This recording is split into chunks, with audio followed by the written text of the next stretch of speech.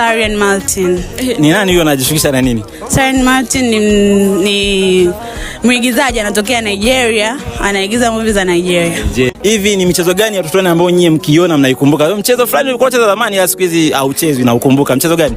Mchezo wa mdako, rede, karata, michezo ya tuseme sisi tulikuwa tunaita hapo hapo. Yaani you run to your friend, unamshika, afu naye anakimbia na kushika, kombolela. Michezo ni mingi. Sawa. Wewe kwa upande wako ni mchezo gani ambao ulikuwa ukiona unaupenda sana? Mimi nilikuwa napenda kombolela. Kombolela. Kwa hiyo unatamani hata kombolela irudishwe sasa hivi? Ikirudishwa aisee nacheza. Hivi unahisi ni changamoto gani mpaka hii michezo sasa hivi haipo?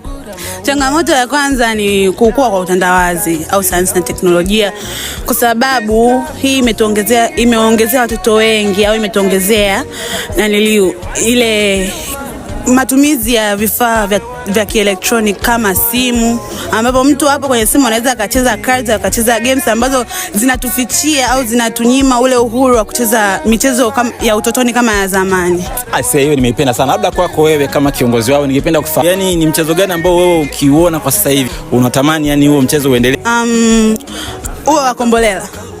Kombolela sasa hivi ni watu wachache sana ambao wanacheza, wale ambao hawana uwezo wa kuafford hivyo vitu kama vifaa vya kielektronic.